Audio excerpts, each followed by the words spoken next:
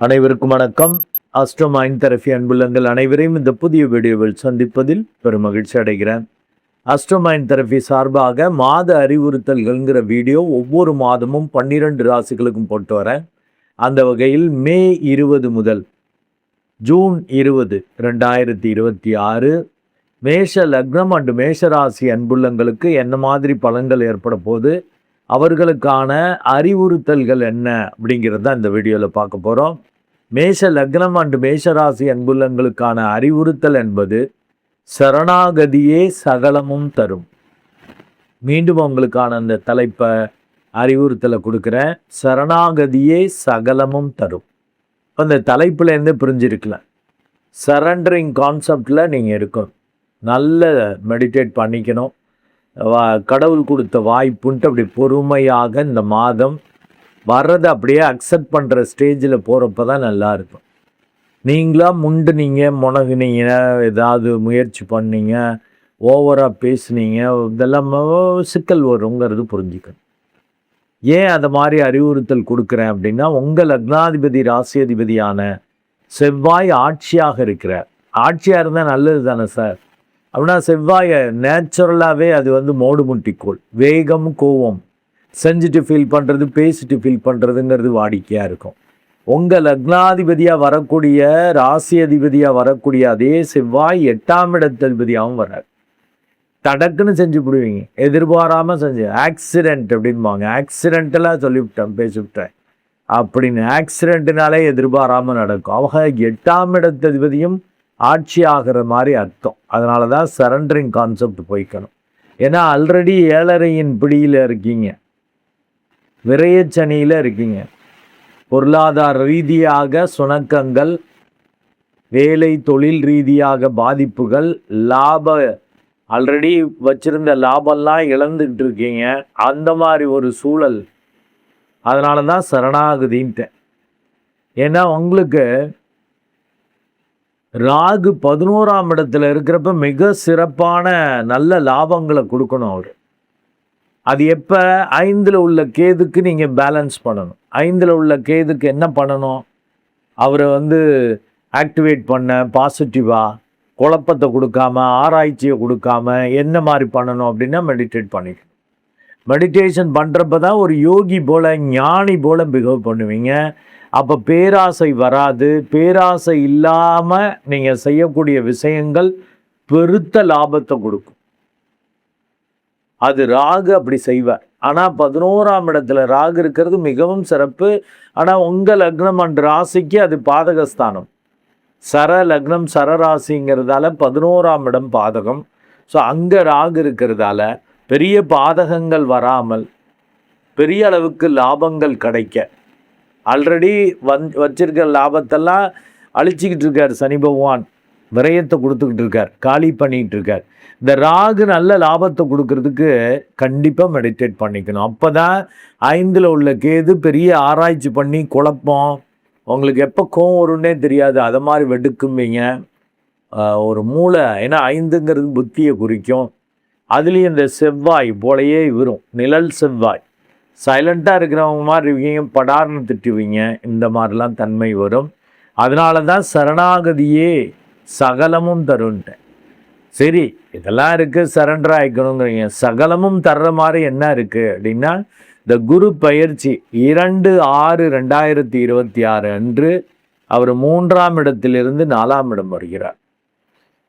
So அப்போ 20லேருந்துன்னா கிட்டத்தட்ட ஒரு 12 நாள், 11 நாள் சென்று 12ஆவது நாள் அவர் 4ஆம் இடம் வர்றார். அது கூட அர்த்தாஷ்டம குருவாகத்தானே சார் இருக்கும். பெரிய நன்மைகள் செய்யாது. ஆமாம், பெரிய நன்மைகள் செய்யாது. இருந்தாலும் உச்சமாக இருக்கிறான். அவன் யார் உங்களுக்கு அப்படின்னா 9-12 கூடையவன், பூர்வ பாக்கியாதிபதி அஸ் வெல் அஸ் விரையாதிபதியாக வரக்கூடிய ஆள். அவர் உச்சமாகிறப்ப நல்ல மெடிடேட் பண்ணிட்டீங்கன்னா சுப விரயங்களை பண்ணுற மாதிரி. ஆல்ரெடி சனி பகவான் இருந்து பக்காவாக விரயத்தை பண்ணுறார். இவர் விரையாதிபதியும் உச்சமாகிறதால ஓவராக பண்ணுவீங்க. எங்கே ஈகோ வந்துச்சுன்னா வரும். ஏன்னா 2ஆம் இடத்தில் சூரியன் இருக்கு, புத்திக்குரியவன், அதிர்ஷ்டத்துக்குரியவன். அப்போ ஓவர் கான்ஃபிடென்ட்டாக, பெருந்தன்மையாக ஓவராக பேசிவிடுவீங்க. இப்போ நேரம் சரியில்லை அப்படின்னா பெரியவங்க மூத்தவங்களை பகச்சிக்குவீங்க. அதனால கண்டிப்பாக மெடிடேஷன் வேணும். அப்பதான் வார்த்தையிலிருந்து அதிகார திமிரு தண்டாவா பேசுறதும்பாங்கல்ல, ஆணவம் அகங்காரமா திமிரா பேசுறது இல்லாம கொஞ்சம் பொலைட்டா பேசுற மாதிரி வரும். நிபுணத்துவமாக வெளிப்படும். எப்ப நீங்க மெடிடேட் பண்ணாதான். இல்லாட்டி உங்க பேச்சு வழியா தேவையற்ற பகை விரயத்தை பகை விரோதத்தை ஆல்ரெடி விரயத்தை கொடுக்க தான் ரெடியா இருக்காங்களே, பகை விரோதத்தை கொடுக்குற மாதிரி புதனும் வேலை பார்த்துருவார். அதனால கண்டிப்பாக மெடிடேட் பண்ணும். மெடிடேட் பண்றப்போ ஒரு சமநிலை இருக்கும், உங்க மூடுமுட்டித்தனம் குறையும். ஏன்னா அந்த புதன் பார்த்தீங்கன்னா 29/5/2026 வரைக்கும் 2ஆம் இடத்துல இருக்கார். அதுக்கடுத்தது அவர் 3ஆம் இடம் போயிடுவார். 2ஆம் இடத்துல சூரியனோடு இணைந்திருக்கிறப்ப நிபுணத்துவமாக ஓரளவு நன்மை. 3ஆம் இடம் போகிறப்ப 3ஆம் இடத்துக்கு 3லயே ஆட்சி ஆகிறப்ப, ஏன்னா மேட்டர் ஆஃப் 9 டேஸில் ஆட்சி ஆகிறப்ப ஓவர் கான்ஃபிடென்ட் வரும். ஓவராக ஏதாவது பண்ணி மூடுமுட்டித்தனமாக பண்ணுவீங்கன்னு இருக்கேன். இது புதன் வேற, முயற்சி, தைரிய, வீரிய, பராக்கிரம ஸ்தானாதிபதியும் ஆட்சி ஆகிறதால அதிரடி காட்டுறது, திமுறா பிஹேவ் பண்ணுறது, இப்படிலாம் பண்ணுறதுக்கான, ஏன்னா 2ல் உள்ள செவ்வாயும் திமுறா பேச வைக்கும், திமுறா செயல்படவும் வைக்கிற மாதிரி இந்த புதன் போவார். அதனால தான் சரணாகதி தத்துவம்ட்ட, சரணாகதியே சகலமும் தரும். ஏன்னா 9ஆம் இடத்துக்கு உச்சம். சரண்டர் ஆகிட்டு எல்லாம் கடவுள் போட்ட பிச்சப்பா, எனக்கு இந்த மாதிரி திங்க் பண்ண வைக்கிறதே அவர் தான், இந்த மாதிரி சூழலை கொடுக்கறதே அவர் தான் அப்படின்னு நல்ல ஜெப தியானம். அஸ்ட்ரோமைண்ட் தெரபி அன்புள்ளங்கள். மற்றவங்க அவங்க பூஜை புனஸ்காரங்கள் எதை கடைபிடிக்கிறீங்களோ அதை. ஆனால் மெடிடேஷன் கம்பல்சரி. பூஜை இதெல்லாம் ஒரு ஸ்கூல் லெவல் தான். காலேஜ் லெவல் போகணுன்னா மெடிடேஷன் வேணும், உள்நோக்கிய பயணம் வேண்டும். வேற யார்ட்டையாவது தீட்சை வாங்கிட்டு பண்ணுறீங்கன்னா பண்ணிக்கலாம். அது அவசியமாக மெடிடேஷன் பண்ணாதான் இந்த சரணாகதி உணர்வு ஏற்படும். இல்லாட்டி லக்னாதிபதி 8ஆம் இடத்துல ஆட்சியாக இருக்கிறது, 11ஆம் இடத்துல சனி ராகு இருக்கிறது, சனியை போன்று தான் அவளும் வேலை பார்ப்பார்.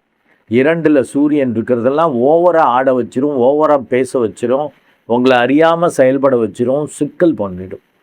முறிவு, பிரிவு, எதிர்பாராத ஆக்சிடென்டெல்லாம் சிக்கல்கள்லாம் வரும். இதே 2/6க்கு அப்புறம் அந்த குரு பகவான் உச்சமாகிறப்ப மெடிடேட் பண்ணிங்கன்னா மிராக்கிள் நடக்கும். பெரிய அளவுக்கு தொழில் இதெல்லாம் அலைச்சல் சிக்கல் இருந்தாலும் அதெல்லாம் ஒரு தெளிவு கிடைக்கும், ஒரு புரிதல் கிடைக்கும். மெடிடேட் பண்ணால் தான் கிடைக்கும், இல்லாட்டி கிடைக்காது. ஏன்னா ஆத்திரக்காரனுக்கு புத்தி மட்டும் வாங்கல்ல. செவ்வாய் மூடுமுட்டி கோள், ஆத்திரம், வேகம், கோபம் உள்ள கோள், அங்கே புத்தி தடைபடும். இப்போ அந்த குரு அங்கே 10ஆம் இடத்தை பார்க்குறப்ப சூப்பராக இருக்கும். பொறுமையாக நிதானமாக மெடிடேட் பண்ணிங்கன்னா செயல்பாடுகளை அழகாக செய்வீங்க. பெரிய அளவுக்கு சிக்கல் வராதபடி, முறிவு பிரிவு ஏற்படாதபடி உங்களால் செயல்பட முடியும். அது மெடிடேட் பண்ணால் தான் கிடைக்கும். 2/7 அந்த சுக்கிரன் அவர் மாரகத்திற்கு ஒப்பான கண்டங்களை கொடுக்கக்கூடியவர்.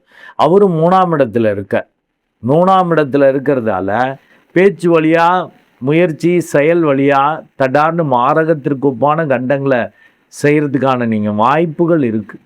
ஏன்னா 2, 3, 2 பரிவர்த்தனை ஆகுது. அதாவது சுக்கிரன் வீட்டில் புதன், புதன் வீட்டில் சுக்கிரன்.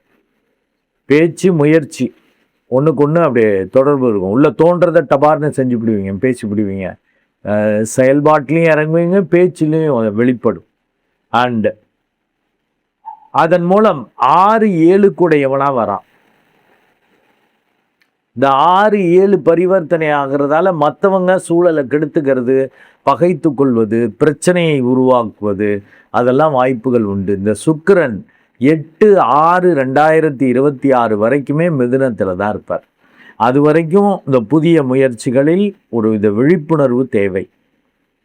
எடுத்தேன் கவுத்தேன்னு செவ்வாய் பண்ண வைப்பார். அதே மாதிரி சுக்கிரன் உங்களை செயல்பட வச்சுட்டாருன்னு வச்சுக்கோங்க, மாரகத்திற்கு ஒப்பான கண்டங்கள் வரும்.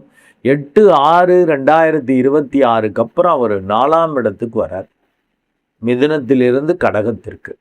அது ஓரளவு நல்லது. 2ஆம் இடத்ததிபதி 7ஆம் இடத்ததிபதியாக வரக்கூடியவர் 4ஆம் இடத்துக்கு போகிறப்ப மற்றவங்க சூழல் வழியாக, குடும்பம் பார்ட்னர் வழியாக நல்ல ஒத்துழைப்பு இருக்கும்.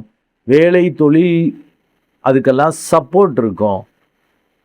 ரொம்ப கஷ்டம், பண கஷ்டத்தில் இருக்கிறவங்க மனைவி இந்த நகையை வச்சு ஏதாவது பண்ணிக்கங்க, அப்படி பண்ணிக்கங்க, இப்படி பண்ணிக்கங்கன்னு சொல்லுவாங்க. இது மாதிரி மற்றவங்க அதற்கேற்ற சாதகமான சூழல்களை அந்த சுக்கிரன் உருவாக்கி தருவார். அதன் மூலம் வேலை தொழில் அது தரம் உயரும், தொழில் மேம்பாடு கிடைக்கும், பொருளாதார ரீதியாக நல்ல நன்மைகள். இந்த பார்ட்னர்ஸும் ஓரளவு அவங்களுக்கும் லாபம், பார்ட்னரால் உங்களுக்கு லாபம் மட்டுமல்ல, அவங்களுக்கு லாபம் கிடைக்கிற மாதிரி பெரிய அளவுக்கு பண்ண முடியும். ஏன்னா இந்த சூரியன் 15/6/2026 வரைக்குமே ரிஷபத்தில் தான் இருப்பார். 2ஆம் இடத்துல சூரியன் இருக்கிறது அது அந்தளவுக்கு நல்லதில்லை. 2, 7 நிலை மாரகஸ்தானங்கள்கிட்ட சூரியன் டென்ஷன் வேகம் கோவம்ங்கிறது நம்ம செவ்வாய்க்கு சொல்கிறப்ப இங்கே ஆணவம் அகங்காரம்னு 2 வரும். லக்னத்தில் உட்காந்து வேகம் கோவத்தை செவ்வாயும் பேச்சில் திமிர ஆணவம் அகங்காரமாக வெளிப்படுத்துகிற மாதிரி பண்ணுவார். கிட்டத்தட்ட 15/6ன்னா நாம் கொடுக்கறதே அறிவுறுத்தல் 20/6 வரைக்கும் தான். லாஸ்ட் 5 days தான் அவர் 3ஆம் இடம் போவார். அப்போ நல்லா இருக்கும், முயற்சிகளில் எதிர்பாராத அதிர்ஷ்டங்கள் நன்மைகள் கிடைக்கும். பட் 2ல் இருக்கிற வரைக்கும் சரி இருக்காது. பேச்சில் கவனம் தேவை, இல்லாட்டி வம்பு. ஏன்னா மெடிடேட் பண்ணிட்டீங்கன்னா பெரிய குழப்பம் வராதுங்க. இல்லாட்டி தேவையற்ற ஆராய்ச்சிகளை பண்ணி நல்ல வாய்ப்புகளை கெடுத்துக்கிற மாதிரி கேது பண்ணிடுவார். இல்லாட்டி அப்படியே பெரிய குழம்பிக்கிட்டே இருக்குது, அப்படி ஆகிடும். மெடிடேட் பண்ணிங்கன்னு வச்சுக்கோங்க, அவர் பார்த்துக்குவார். அதுக்கு தான் இந்த சரணாகதின்ட்டு, அவர் பார்த்துக்குவார். இந்த சூழலுக்கு உள்ள என்ன சொல்லுது அதை அப்படியே செய்வீங்க. அப்போ பெரிய அளவுக்கு உங்களுக்கு சிக்கல் வராது. இல்லாட்டி தேவையற்ற விரயங்களை, ஏன்னா சனி பகவானும் விரயத்தை கொடுப்பார், விரையாதிபதியும் உச்சமாகிறார். நல்லா வந்துச்சுங்க, கெடுத்துக்கிட்டேங்க, பேரை கெடுத்துக்கிட்டேங்க, ஏன்னா 9க்குரியவன், புகழை கெடுத்துக்கிட்டேங்க. பேருன்னா 2ஆம் இடம், புகழை கெடுத்துக்கிட்டேன் அப்படிங்கிற மாதிரிலாம் வந்துடும். நல்ல மெடிடேட் பண்ணுங்க, ஒரு நிதானம் வரும். நிதானம் வரப்போ சரணாகதி தத்துவத்தில் பெருசாக உணர்ச்சி வசப்பட மாட்டீங்க, பட்டுன்னு ரியாக்ட் பண்ண மாட்டீங்க. பொதுவாக செவ்வாய் ரியாக்ட் பண்ண வைப்பார். ரியாக்ட் பண்ணுறதுன்னா ஒருத்தவங்க திட்டுறாங்கன்னா டப்புன்னு நீங்கள் என்ன ஒன்ட்டு அப்படி திட்டி போடுது, அது செய்ய மாட்டீங்க. ஒருத்தவங்க திட்டுறாங்கன்னா அப்படியே சற்று யோசிப்பீங்க, ஏன் இந்த ஆள் ஏன் இப்படி கத்துறாரு, என்ன எது அப்படி நிதானமாக சற்று விழிப்புணர்வோடு செயல்பட முடியும். அது மெடிடேட் பண்ணால் தான் வரும். செவ்வாய், சனி, சூரியன், சுக்கிரன், புதன் இவங்க எல்லாருமே உங்களை கெடுக்கிறதுக்கு, சிக்கல் பண்ணுறதுக்கு இருக்கார். ராகுவும் பேராசையை தூண்டி விட்டு கெடுப்பார். மெடிடேட் பண்ணிட்டீங்கன்னா அவர் லாபத்தை கொடுத்துருவார். இவங்கெல்லாம் கெடுத்தாலும் 4 பேர் கெடுக்கிறத ஒரு ஆள் கொடுத்துருவார். அதுக்கு மெடிடேட் பண்ணால் தான் 5ல் உள்ள கேதுவும் அந்த சப்போர்ட் பண்ணுவார், இல்லாட்டி ஆராய்ச்சி பண்ணி கெடுத்துக்கிற மாதிரி பண்ணுவார். 9ஆம் இடத்ததிபதி உச்சமாகிறப்ப உங்கள் புத்தியை வச்சு ரொம்ப அடமெண்ட்டாக அப்படி இப்படி பண்ணக்கூடாது. இது இப்படி தான் வேணும், அப்படி இப்படின்னு தீவிர முயற்சி, தீவிர இதெல்லாம் பண்ணக்கூடாது. நல்லா மெடிடேட் பண்ணிட்டு வர்றதை அக்செப்ட் பண்ணிக்குவோன்னு நினைக்கிறப்ப தான் சூப்பராக இருக்கும், சுகமாக இருக்கலாம், பெரிய அளவுக்கு புகழும் கிடைக்கும், திருப்தி, நிம்மதி, சந்தோஷம் வரும். இல்லாட்டி அப்படியே ஆப்போசிட்டாக இருக்கும். சரணாகதி தான் சகலமும் தருங்கிறது மனசில் வச்சுக்கோங்க. உங்களுக்கு பிடிச்ச அந்த இஷ்ட தெய்வத்தை நினச்சி இந்த ஜெப தியானம் மேற்கொள்ளுங்க, ஆச்சரியங்களை கண்டிப்பாக பார்ப்பீங்க. நன்றி அன்புலங்களே, மீண்டும் ஒரு நல்ல வீடியோவில் உங்களை சந்திக்கிறேன். அதுவரை உங்களிடமிருந்து வணக்கம் கூறி விடைபெறுவது உங்கள் அன்பு டாக்டர் அருட்குழந்தை ஆர். கணேசன். நன்றி, வணக்கம்.